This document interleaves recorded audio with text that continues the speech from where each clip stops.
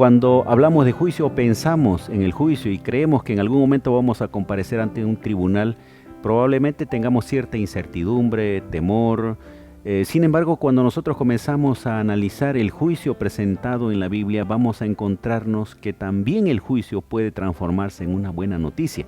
Por eso el tema de hoy es el juicio como una buena noticia. Bienvenido, bienvenida a cada uno de ustedes que nos escuchan a través de Radio Nuevo Tiempo y quienes nos miran también en las redes sociales. Será un momento especial para estudiar las Sagradas Escrituras.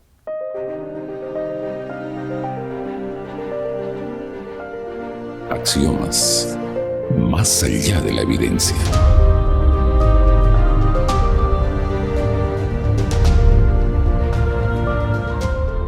Quiero presentar en este momento, queridos amigos, a dos compañeros que están acá con nosotros para estudiar este tema. Ya lo dijimos hace unos instantes, la buena noticia del juicio. Bienvenido, Miguel. Por favor, un saludo a nuestra audiencia. Gracias, pastor, por la invitación y saludo a todos los que nos escuchan. Quiero también dar la bienvenida a Freddy. Freddy, bienvenido. Un saludo y luego, por favor, guíanos en una oración. Claro, un saludo a todos nuestros amigos. Gracias por la invitación. Vamos a orar. Querido Padre, gracias por darnos esta oportunidad de poder estudiar tu palabra. Rogamos, Señor, tu presencia en el nombre de Jesús. Amén. Amén. Voy a la primera pregunta. ¿De qué manera un juicio puede transformarse en una buena noticia? Bueno, puede ser una buena noticia si tú eres inocente, por ejemplo. Yo tengo un amigo que se le acusó de una dificultad, de un acoso, y para él era importante el juicio porque el juicio iba a vindicar que él no era culpable, o sea, iba a salir inocente. En este caso, el juicio se convierte en una buena noticia para él. Sería diferente si él fuera culpable, ahí él tendría miedo del juicio. Entonces esta semana vamos a ver que el juicio puede ser una buena noticia para nosotros, aún siendo culpables. Y ya en el transcurso del estudio veremos por qué. Apocalipsis capítulo 14, versículo 7 dice, ¿no? El primer ángel dice, temed a Dios y dadle gloria porque la hora de su juicio ha llegado.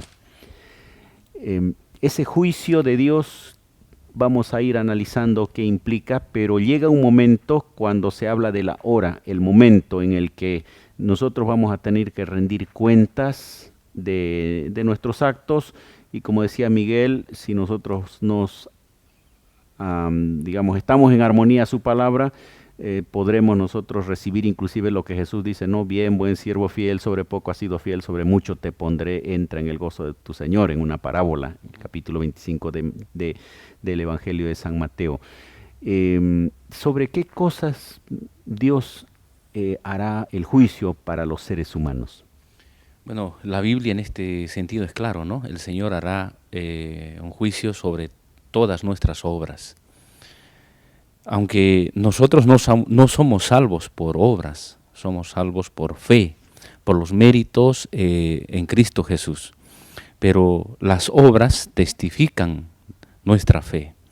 Por eso el Señor va a hacer el juicio sobre nuestras obras. Nuestras acciones finalmente van a determinar de qué lado queremos estar, ¿no? Si queremos... O de qué lado ya estamos. Claro, ahora, ¿no? Cada día vamos tomando decisiones y cuán importante es saber qué decisiones vamos tomando. En la vida diaria, diríamos, vamos acumulando nosotros, no son méritos, pero son acciones que al final nos van a llevar a tomar la decisión última en favor o en contra de Dios o de nuestra salvación. Existe, pastor, un libro en el cielo en el que se escriben nuestras acciones, ya sean Eso dice Apocalipsis. Buenas o malas. Estas acciones buenas quedan registradas, también las malas, y las malas que uno pide perdón a Dios y Dios nos perdona son borradas. Entonces podría haber un libro, mi libro, imaginemos, en el que gran parte del libro está tachado con la sangre de Cristo por el sacrificio que Él hizo. Y entonces al final, cuando se coloque en una balanza quién fue Miguel, podrá salir aprobado, vamos a llamarle así, no porque fue bueno, sino porque esas manchas en mi libro por todo lado, que fue el perdón que Cristo me dio, su sacrificio y sus obras me son otorgados y entonces yo puedo salir como inocente, aunque fui culpable porque pequé. El estudio habla que el cristiano peca, pero sí buscó a Cristo, si aceptó, si reconoció el pecado y si aceptó el perdón de Jesús y si lo aceptó como su abogado, entonces puede salir inocente. Ahora hay evidencia también de que no es tanto acumulativo, ¿no? No es que uno dice, bueno, tantas acciones buenas y tantas acciones malas, Destino porque contra ese era el concepto judío de salvación, de las culpas y los méritos. Pero cuando Jesús se encuentra con dos personas en la cruz, uno de ellos aprovechó su oportunidad de entregarle su vida al Señor y Jesús le prometió el paraíso. Claro, nuestra preocupación como cristianos debería ser de estar con Jesús todos los días, ¿no? De vivir con Él, de pedirle perdón a Él todos los días. Porque si yo como cristiano me preocupo por las obras, ¿qué obras hoy me toca hacer? Obras buenas, porque si no ante el juicio yo voy a quedar mal, puedo estar equivocando el camino. Como Miguel decía, nosotros somos pecadores, no hay justo ni aun uno. Somos pecadores. Entonces, si yo me enfrento al juicio, voy a ser culpable. De hecho, soy culpable. Pero como he aceptado a Jesús como mi Salvador, entonces la justicia de Cristo me cubre de todo pecado. La sangre me limpia y soy declarado justo. Salmos 51, pastor, menciona el caso de David, ¿no? Y David dice, para que seas justo en tu juicio. Él reconoce que es pecador, para que Dios cuando lo salve sea justo el hecho de salvarlo, porque él reconoció y aceptó a Jesús como su Salvador. Esa es la importancia capaz de nosotros y los que nos escuchan de pedir ayuda a Dios. Nosotros somos pecadores, nos equivocamos constantemente, pero si buscamos ayuda en Dios y reconocemos nuestro pecado, así como lo hizo David, y le pedimos perdón, Dios es fiel y justo para perdonar nuestros pecados. Y esa es otra de las razones por qué el juicio puede ser una buena noticia, porque está mezclado con la misericordia de Dios. Romanos capítulo 6, versículo 23 dice, la paga del pecado es muerte. Como pecadores nosotros mereceríamos la muerte por más acciones buenas que intentemos hacer. Pero la misericordia viene y dice, la dádiva de Dios es vida eterna en Cristo Jesús, Señor nuestro. Lo que ustedes describían, el tema del perdón, del arrepentimiento, la sangre de Cristo, la justicia de Cristo, esa es la misericordia que Dios nos da para que cuando llegue el momento del juicio, nosotros podamos presentarnos aprobados delante del Señor. Y ahí vienen esas dos palabras, pastor, ¿no? Que sería el juicio y el evangelio. O sea, no hay juicio sin evangelio. Es más, el evangelio, parte del evangelio es hablar del juicio, porque Dios quiere que en el juicio no salgamos como acusados, sino más bien como inocentes. Y esa es la buena noticia. Por eso es que el juicio es bueno, porque Dios quiere que nos salvemos y nos ha dejado todo escrito para que nos salvemos. Y si nos equivocamos, inclusive nos perdona para que nos salvemos. Por eso es que el juicio para el cristiano y para aquel que nos está escuchando, que tal vez piensa, bueno, yo he pecado y usted no sabe lo que yo he hecho, bueno, no importa lo que has hecho, si tú buscas a Dios, puedes salir inocente de aquel juicio, y entonces aquel juicio es una buena noticia. Vuelvo a repetir un poquito o leer este versículo de Apocalipsis capítulo 20, versículo 12, lo que habíamos mencionado de los libros y todo, ¿no? Vi a los muertos grandes y pequeños en pie delante de Dios, y los libros fueron abiertos, y otro libro fue abierto, el cual es el libro de la vida, y fueron juzgados los muertos por las cosas que estaban escritas en los libros según sus obras. Existe en la Biblia este hecho de que hay registros, pero cuán importante es ver la misericordia divina actuando en favor nuestro, de modo que podamos nosotros pensar en el juicio como el momento en el que Dios inclusive pondrá fin al pecado, el momento en el que Dios vendrá, llevará a su pueblo, y más adelante vamos a ver cómo en el juicio Jesús mismo se transforma en nuestro abogado. Así es. De ninguna manera entonces nosotros como cristianos debemos tener miedo, temor al juicio, ¿no? Porque el juicio es parte del evangelio. No hay evangelio, no hay buenas noticias sin juicio, sería incompleto. Y algo interesante también tiene que ver con que el enemigo trató de sembrar la idea de un Dios severo, de un Dios tirano, de un Dios castigador, alguien que es vengativo, y el juicio va a darnos evidencia de que es al contrario, es un Dios de amor, de misericordia, que hace todo o hizo todo lo posible para salvar al ser humano. Claro, el juicio revela el amor de Dios, en todo caso. Entonces, es lo que usted decía, ¿no? Somos pecadores, pero al final, cuando el juicio haya terminado, el juicio va a revelar las oportunidades que el Señor nos ha dado para que seamos salvos. O en todo caso, quienes se pierdan, también quedará revelado todas las oportunidades que Dios le ha proporcionado para que sea salvo. Y que no aceptaron. Y que lo ha desaprovechado. Inclusive quienes se pierden, Apocalipsis dice que ellos mismos dirán que los juicios de Dios son justos. Así es. En la Biblia aparecen 2 escenas, vamos a ver a nuestro regreso esas 2 escenas, tanto en el libro de Daniel como en el libro de Apocalipsis, cómo muestra ahora lo que va a suceder en el juicio divino. Vamos a una breve pausa, volvemos enseguida.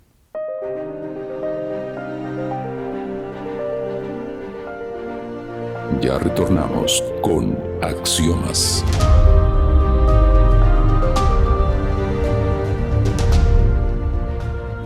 Amigos, estamos hablando acerca del juicio y estamos viendo que el juicio es y puede ser transformado en una buena noticia cuando nosotros entendemos que revela el amor, la misericordia de Dios y al mismo tiempo nos da oportunidad de lograr la salvación. La Biblia presenta 2 escenas de juicio, una de ellas en Daniel y otra en Apocalipsis. ¿Cómo presenta la escena del juicio en Daniel? Capaz ambos libros son complementarios. Parte de la historia la va a contar el inicio del juicio, lo cuenta Daniel, y el final del juicio va a contar Apocalipsis. Daniel 7, 9, 10 y 13 habla sobre un anciano de días, habla sobre unos libros que se abren, habla sobre el Hijo del Hombre que llega ante el Padre, ante el anciano de días, y se le es dado el juicio, se le entrega el juicio. Entonces el libro de Daniel ya nos abre una mirada hacia el cielo, hacia las cosas que van a pasar en el cielo. Nos cuenta el destino de la humanidad a través del tribunal celestial, ¿no? El juicio se va a abrir y comienza. En este juicio pasan 3 cosas importantes. Primero, el derecho prevalece. Segundo, la verdad triunfa y la justicia reina. Jesús se levanta, los ángeles rodean y entonces los libros se abren y ahí comienza el poder de juzgar que está el Padre se lo entrega al Hijo, que es Jesús, y entonces comienza el juicio. Y toda la humanidad, el destino de la humanidad se decide allí, en ese lugar, a partir de ese momento trono. Se va evaluando la vida primero de los que están muertos y después de los vivos. Aquí en el capítulo 7, versículo 26 y 27 tiene un elemento importante también, ¿no? Dice, pero se sentará el juez y le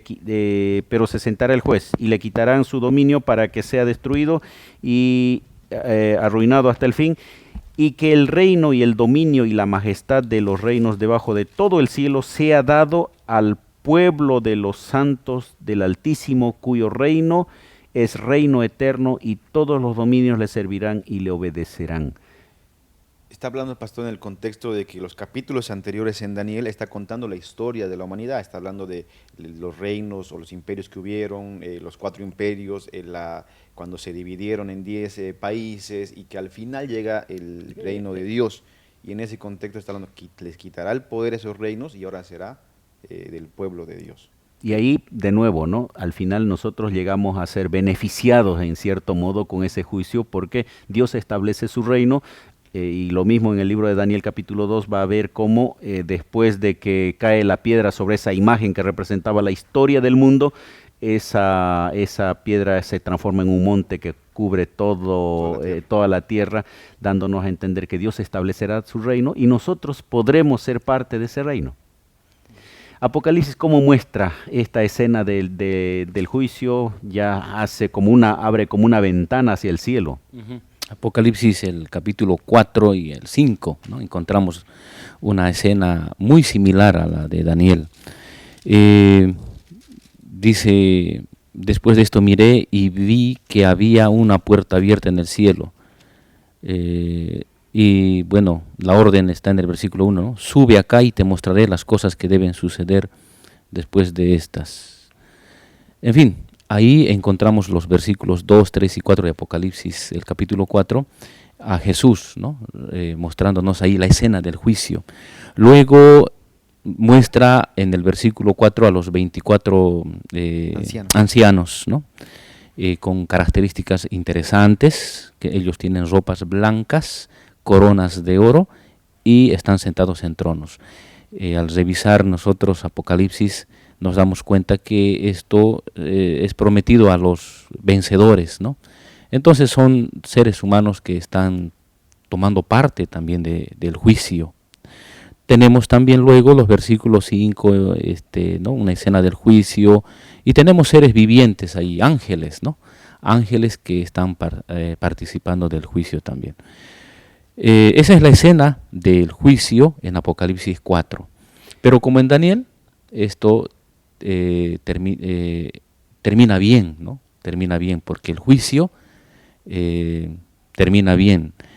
Señor, dice el versículo 11, digno eres de recibir la gloria, la honra y el poder, porque tú creaste todas las cosas. Y en el capítulo 5 está mostrándonos de que Jesús es el digno, ¿no? Digno de poder abrir los libros que nadie más puede abrir. Él lo puede abrir porque Él fue quien murió por nuestros pecados. En este juicio hay dos elementos claves que suceden, ¿no? Uno es por la misericordia, el amor de Dios, los seres humanos logran salvarse, logran recibir el reino, logran ser absueltos de la culpa porque recurrieron al perdón, a la sangre de Cristo. Y por otro lado, el carácter de Dios es vindicado. El versículo 9 dice, los 24 ancianos se postran delante de Él del que está sentado en el trono, y adoran al que vive por los siglos de los siglos, echan sus coronas delante del trono. Esta escena da a entender claramente que Dios es entendido como el Dios de amor, de misericordia, no como el Dios que había sido presentado como por Lucifer, de modo que la adoración es algo natural que va a salir de todos aquellos que van a ser salvos, y el reconocimiento de que, si bien es cierto, aparecen coronas que representan la victoria y todo aquello, pero dice que las coronas son puestas delante de Dios, como reconociendo que todo lo que nosotros logramos en realidad se lo debemos a Él. Nuestros triunfos no son nuestros triunfos, en realidad son la obra de Dios en nosotros. Y cuán importante es entender eso en la vida diaria, ¿no? Nosotros a veces creemos que lo que hacemos, lo que somos, es fuerza nuestra, y cuando no podemos, recién queremos recurrir al Señor, cuando en realidad todo lo que hacemos le pertenece a Dios. Todo lo que somos es gracias a Él, si no, no podríamos hacer nada de lo que sucede en esta tierra. Pastor, a Juan se le da la oportunidad dice una puerta, ¿no?, en el cielo, y él tiene acceso a mirar lo que pasa allá. Uh-huh. Y ahora nosotros, a través de Juan, a través del libro que escribe Juan, tenemos ese mismo acceso de mirar lo que va a pasar en el futuro y de decidir de qué lado queremos estar. Está todo garantizado. Todos los que aceptan a Jesús se van a salvar, van a recibir el trono, como a los 24 que están ahí, que simbolizan, puede ser que algunos dicen que podría ser los sacerdotes tenían 24 órdenes, ¿no?, que podrían ser los 24, que serían los redimidos, esos 24 representados por los 24, o podrían ser aquellos que resucitaron con Jesús, sin importar cuáles sean, son seres humanos. Que representan a la humanidad. Que representan a la humanidad, que logró llegar al cielo, y así como ellos llegaron, nosotros también podemos llegar. Y esa puerta abierta es más o menos como un preámbulo de lo que va a suceder, ¿no?, en la eternidad, y ahí podemos encontrar nosotros lo positivo, la escena de gozo, de alegría, de adoración. Yo quería comentar lo siguiente: el hecho de que allí estén los 24 ancianos y que tengan algunas características, que sean sacerdotes o seres que han resucitado, pero son humanos, es la garantía del triunfo de quienes creen en Jesucristo como su Salvador, ¿no?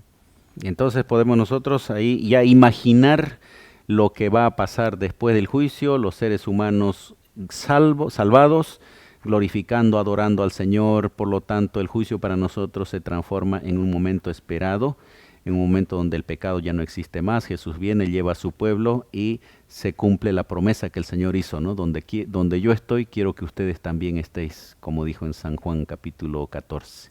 Uh-huh. Vamos a ir, queridos amigos, a una pausa final y volvemos para las conclusiones.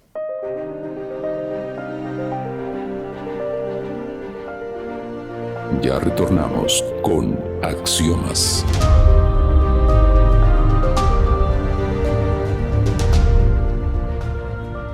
Queridos amigos, hemos llegado al final de esta lección, la buena noticia del juicio. Espero que después que hemos conversado de este tema, podamos pensar en el juicio como una buena noticia para cada uno de nosotros, que podamos, si es posible, anhelar de que ese juicio pueda llegar pronto, porque el Señor quiere también venir pronto y establecer su reino.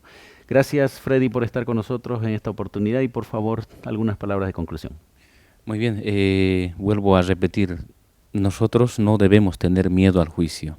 Confiemos en Jesús, Él es nuestro abogado y los juicios de Dios son buenas noticias para nosotros. Somos pecadores, soy declarado pecador, pero al aceptarlo a Jesús como mi Salvador y al caminar con Él todos los días, soy salvo. Amén. Gracias, Miguel, también por estar con nosotros. Igualmente te pido algunas consideraciones finales. Tuve la oportunidad de ir a un museo de fútbol en São Paulo y entré a una sala así toda oscura, negra, que al final se sale una pantalla y mostraban cómo fue el gol en el Maracanazo y cómo el estadio gritaba. Yo imagino la escena esta, cuando los millares de ángeles se acercan, cuando los libros se abren, cuando se sabe que Cristo va a vindicar a su pueblo, y entonces la Biblia decía, cantaban, alababan, y esta alabanza iba en crecimiento. Usted imagina un estadio lleno, todos alabando y glorificando al 10, a Jesús, a quien nos dio la salvación, que aún no merecíamos, nos dio sus ropas, nos dio sus vestiduras blancas y nos permite entrar a su reino. Qué lindo día será ese día, y sería bueno que podamos estar presentes, y si alguien nos escucha, también esté presente en ese día. Y en ese juicio Jesús será nuestro abogado, pero al mismo tiempo la Biblia dice que Jesús también será nuestro juez. Así que con esa seguridad nosotros podemos tener la certeza de que podemos ir confiadamente ante el trono de Dios. Que el Señor bendiga a cada uno de ustedes, que tengan una hermosa jornada.